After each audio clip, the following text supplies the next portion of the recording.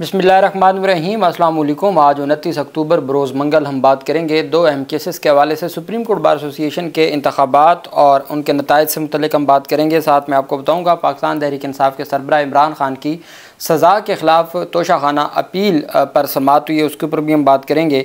और साथ में आपको बताऊंगा कि आज इमरान खान की अडियाला जेल में तोशाखाना 2 मुकदमे पे समाअत हुई है और पाकिस्तान तहरीक इंसाफ के वकला की भी मुलाकात हुई है, उसके ऊपर भी हम बात करेंगे। उसकी तफसील भी मैं आपके साथ शेयर करूँगा।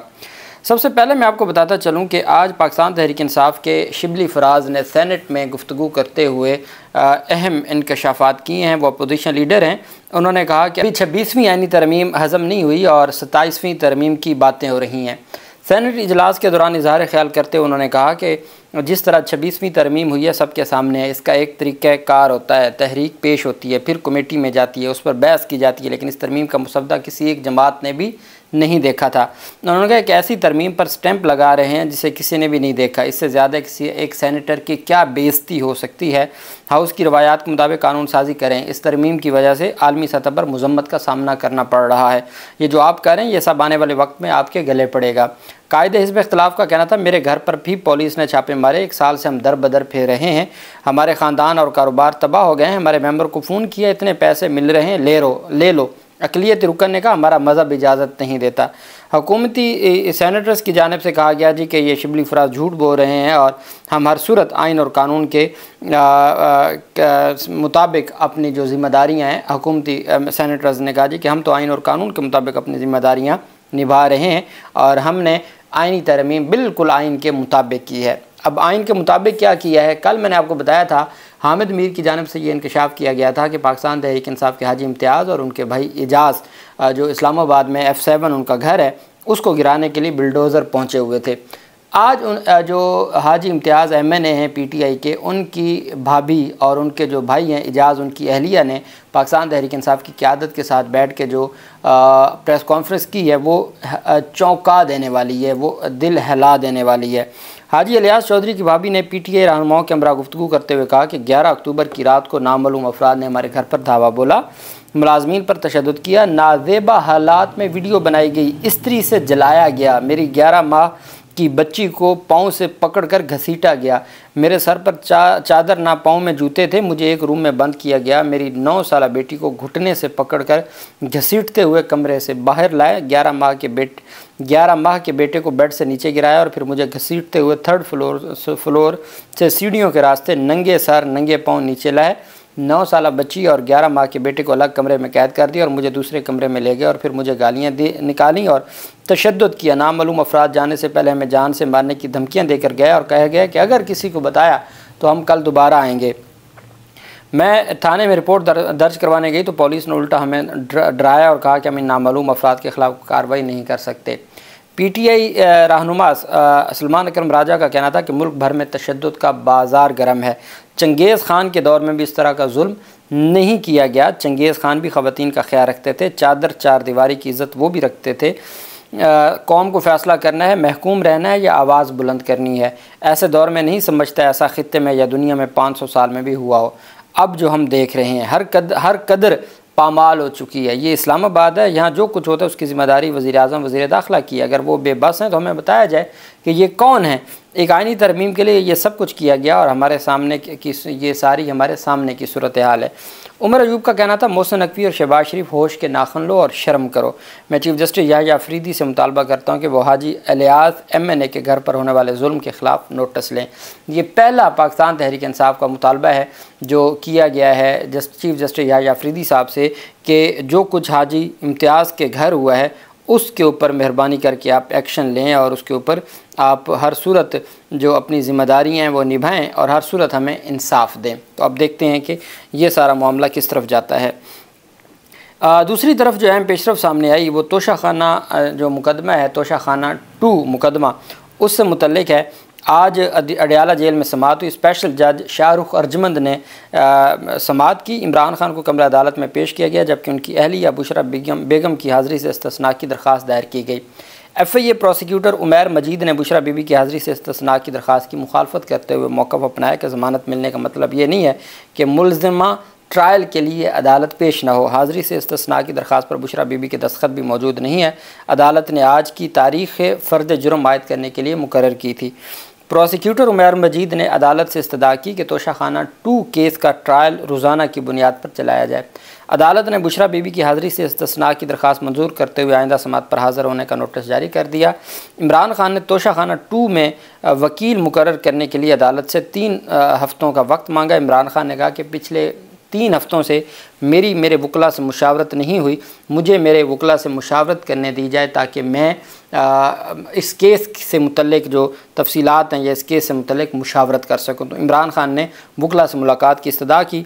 इमरान खान की जानिब से मुशावरत के लिए 4 वकला के नाम भी अदालत को दिए गए, जिनमें बैरिस्टर अली ज़फ़र, बैरिस्टर गोहर अली ख़ान, सलमान अकरम राजा और बैरिस्टर सलमान सफदर शामिल हैं। अदालत ने इमरान खान को वकला से मुशावरत के लिए 31 अक्टूबर का वक्त दे दिया। अदालत ने अपने ऑर्डर में लिख दिया कि 31 अक्टूबर को ये चारों वकला इमरान खान से मुलाकात कर सकते हैं और मुशावरत कर सकते हैं। अदालत ने जेल इंतज़ामिया को इमरान खान की PTI वकला से मुलाकात की हदायत करते हुए कहा कि जुमेरात को दिन 3 बजे 1 घंटे की मुलाकात कराई जाए। वकला मुकर्रर करने के लिए ये आखिरी मौका दिया जा रहा है। आइंदा समात पर अगर वकील मुकर्रर न किए गए तो अदालत सरकारी वकील मुकर्रर कर देगी। और अदालत ने साबिक वज़ीर-ए-आज़म इमरान खान और उनकी अहलिया बुशरा बीबी के ख़िलाफ़ तोशाखाना केस 2 की समात 2 नवंबर तक मुलतवी कर दी। अब ये एक आप समझ लें कि मुकाबले की फ़िज़ा है कि पहले अगर जो जज बशीर था या जज अबुल हसनात ज़ुल्करनैन थे या जज कुदरतुल्लाह था या हुमायूं दिलावर था, जिन्होंने सज़ाएँ दी, जिन्होंने फ़ैसले दिए, तो वो चूँकि रातों को बैठ के 12 बजे तक समात होती रही और सरकारी वकील मुकर्रर कर दिए जाते थे, जिरा का हक़ ख़त्म कर दिया जाता था, हक़ के दिफ़ा ख़त्म कर दिया जाता था, तो वो तेज़ी के साथ ट्रायल आगे बढ़ाया जाता था। अब भी मुझे लगता है कि ये मामला उसी तरफ कि अदालत अब जो जज शाहरुख अर्जमंद साहब हैं वो भी ये समझते हैं कि वो भी तेज़ तरीन ट्रायल का कोई रिकॉर्ड कायम करें। और फिर आप जानते हैं कि किस तरीके से हमारी जो चीफ़ जस्टिस हैं इस्लामाबाद हाई कोर्ट के और इस्लामाबाद हाई कोर्ट की इंतज़ामिया है, हर उस जज के साथ खड़ी है जिसने आइन और कानून के मुताबिक ये सारा कुछ किया है। दूसरी तरफ जो अहम पेशरफ सामने आई वो इमरान खान की तोशाखाना 2 जो केस है उसमें अपील पर समात हुई। ये तोशाखाना 1 ये नैब का मुकदमा है जिसमें 14 साल की सज़ा इमरान खान को हुई, 14 साल की सज़ा बुशरा बेगम को हुई। और पहले दिन जिस दिन अपीलों पर समात हुई, पहले दिन अमजद परवेज़ साहब ने जो प्रोसिक्यूटर हैं नैब के, उन्होंने अदालत के सामने कहा कि जनाब वाला हमें कोई एतराज़ नहीं है इनकी सज़ा मुअत्तल करने में। तो पहले दिन ही सज़ा मुअत्तल हो गई थी। अब वो चीफ़ जस्टिस आमिर फ़ारूक के बेंच में आ गया मामला। पहले वो मियाँ गुल हसन औरंगज़ेब और अरबाब मोहम्मद ताहिर साहब देख रहे थे। नैब टीम और इमरान खान के वकला अदालत में पेश हुए। सेनेटर शिबली फराज भी कमरा अदालत में पहुँचे। इमरान खान की तोशाखाना 1 केस में सज़ा के ख़िलाफ़ अपील पर कार्रवाई आगे न बढ़ सकी। बुशरा बीबी की अपील भी साथ मुकर्रर ना की गई। बड़ी मुशक्क़तों के बाद पाकिस्तान तहरीक इंसाफ के वकला ने इमरान खान की अपील तो समात के लिए मुकर्रर करवा ली, लेकिन बुशरा बेगम की साथ अपील मुकर्रर ना की गई। उस पर फिर जो है वो चीफ़ जस्टिस आमिर फ़ारूक ने कहा चूँकि ये एक ही सज़ा है और एक ही सज़ा के ख़िलाफ़ हमने दलाइल सुनने हैं तो दोनों अपीलों को इकट्ठा सुनेंगे। चीफ़ जस्टिस आमिर फ़ारूक और जस्टिस मियाँ गुल हसन औरंगज़ेब ने 14 नवंबर के लिए दूसरी अपील को भी साथ मुकर्रर करते हुए तोशाखाना में सज़ा के ख़िलाफ़ अपील को 14 नवंबर के लिए मुलतवी कर दिया। अमजद परवेज़ जो नैब के प्रोसिक्यूटर हैं उन्होंने इस्लामाबाद हाई कोर्ट में एतराज़ उठाया है कि इस्लामाबाद हाई कोर्ट के चीफ़ जस्टिस आमिर फ़ारूक की सरबराही में डिवीज़न बेंच ने बुशरा बीबी सज़ा मुअत्तल करके ज़मानत दी, लेकिन वो आज अदालत में पेश नहीं हुई। लेकिन इस्लामाबाद हाई कोर्ट के चीफ़ जस्टिस ने रिमार्क्स दिए कि उनकी अपील तो आज मुकर्रर ही नहीं है, वो पेश क्यों होती। 14 नवंबर को आइंदा समात मुकर्रर करने की हदायत की गई। साथ उनकी जानिब से ये भी अदालत से इस्तदा की गई और कहा गया कि जनाबे वाला मेहरबानी करके आप ये जो अभी अपील है इसके ऊपर समात इस वजह से नहीं हो सकती कि अभी इसका वक्त नहीं आया, अभी तो पुरानी अपीलें हाई कोर्ट में ज़ेर इल्तवा हैं, तो ये 2023 की अपील है, ये कैसे समात के लिए मुकर्रर हो गए। तो चीफ़ जस्टिस आमिर फ़ारूक ने कहा कि ऐसी कोई बात नहीं है, जब जो भी मुकदमात हमारे सामने आ जाते हैं हम उनको समात के लिए मुकर्रर कर देते हैं, तो ऐसी कोई बात नहीं है, जो आइन और कानून के मुताबिक होगा हम उसको करेंगे और 14 नवंबर को हम सुनेंगे। जबकि दूसरी जानिब सुप्रीम कोर्ट बार एसोसिएशन का जो इंतखाब है उसमें आज मुकाबला था आइन वालों का और प्लाट वालों का। तो चूँकि आप जानते हैं पैसा हमेशा जीतता है और नज़र भी यही आ रहा है कि प्लाट जीत जाएगा और आइन हमेशा की तरह हार जाएगा। लेकिन अभी इस वक्त जब मैं आपसे बात कर रहा हूं तो गिनती का जो प्रोसेस है वो जारी है और अब देखना ये है कि कितने वोटों से कौन जीतता है। चूँकि बायोमेट्रिक होती है तो वो फौरी तौर पर नताइज भी आ जाते हैं। हो सकता है जब आप मेरी ये वीडियो देख रहे हों तो तब तक नताइज आ चुके हों, लेकिन अब तक की जो ख़बरें हैं लाहौर से, इस्लामाबाद से, उसमें प्लाट वाले जीत रहे हैं और आइन हार रहा है। और ये एक सिलसिला है जो हमेशा से जारी रहा है और किसी सूरत भी वो इतना अहम जो इलेक्शन है उसके ऊपर कोई कंप्रोमाइज़ नहीं कर सकते थे और हर सूरत हर तरह का जो अख्तियार है या हथकंडा है वो इस्तेमाल करके ये इलेक्शन जीतना चाहते थे। पंजाब इलेक्शन ट्राइब्यूनल्स तश्कील देने का फ़ैसला मैंने आज आपको बताया कि 30 सितंबर का जो काजी फ़ैज़ ईसा का फ़ैसला था उसको चैलेंज किया गया सुप्रीम कोर्ट ऑफ पाकिस्तान में। पहले तो सलमान अकरम राजा साहब की दरख्वास्त थी, अब PTI के जो फॉर्म 45 वाले 4 MNAs हैं उन्होंने भी सुप्रीम कोर्ट ऑफ पाकिस्तान से रजू कर लिया और उन्होंने अपनी अलहदा नज़रसानी अपीलें दायर कर दी हैं। सलमान अकरम राजा की अपील के साथ साथ जो ये दरख्वास्तें वो दायर की गई हैं, दरख्वास्त गुजारों की जानिब से कहा गया कि chief justice Lahore high court और चीफ़ इलेक्शन कमिश्नर के दरमियान मुलाकात इलेक्शन ट्राइब्यूनल्स की तब्दीली की वजह नहीं बन सकती। इलेक्शन ट्राइब्यूनल का जज कौन होगा ये फ़ैसला चीफ़ जस्टिस का अख्तियार है। सुप्रीम कोर्ट में दायर दरख्वास्त में कहा गया कि 4 अप्रैल को लाहौर हाई कोर्ट रजिस्ट्रार ने 6 इलेक्शन ट्राइब्यूनल्स को नोटिफाई किया। Chief justice Lahore high court और चीफ इलेक्शन कमिश्नर की मुलाकात के बाद इलेक्शन ट्राइब्यूनल्स के लिए हाजिर सर्विस जजेस के नाम वापस ले लिए गए। दूसरी जानिब इलेक्शन ट्राइब्यूनल फैसले के खिलाफ सुप्रीम कोर्ट में जो दरख्वास्त है उसमें कहा गया है कि सुप्रीम कोर्ट का फैसला आइन और कानून से मुताबिकत नहीं रखता। सुप्रीम कोर्ट ने मेरिट्स जांचे बगैर ही लाहौर हाई कोर्ट का फैसला कल, बहुत अहम पॉइंट है कि मेरिट्स जांचे बगैर ही लाहौर हाई कोर्ट का फैसला कलअदम किया। सुप्रीम कोर्ट ने chief justice Lahore high court और चीफ इलेक्शन कमिश्नर को मुतफिका फैसला की हदायत की जो कि आइन और कानून के बरखिलाफ है। दरख्वास्त में कहा गया कि सुप्रीम कोर्ट आइनी मामला में चीफ जस्टिस को इत्तफाक की राय पैदा करने हदायत जारी नहीं कर सकती।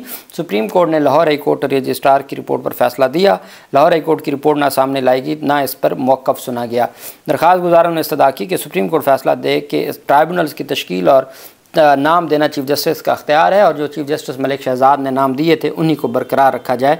ये 5 रुकनी बेंच के फ़ैसला के ख़िलाफ़ ये अलग से सेपरेट रिव्यू पिटिशंस हैं जो दायर की गई हैं और अब देखना ये है कि ये बेंच किस में जाती हैं। जो कि काजी फ़ैज़ ईसा नहीं है तो इस बेंच को कौन हेड करता है, कौन सा सीनियर जज है जो बेंच को हेड करता है, तो फिर चीज़ें तब्दील भी हो जाती हैं। भले बाकी जजेस के पहले भी जो जस्टिस अकील अब्बासी साहब अपना माइंड पहले ही डिस्क्लोज़ कर चुके थे चीफ जस्टिस के इख्तियारात से मुतलिक और जो जमाल बंदोखेल साहब की जानिब से भी रिमार्क्स आए थे, तो ये मामला बड़ा दिलचस्प हो जाएगा कि आगे ये बेंच किस में जाता है। अल्लाह पाक पाकिस्तान का हामी नासिर हो। बहुत शुक्रिया। अल्लाह हाफिज़। पाकिस्तान जिंदाबाद।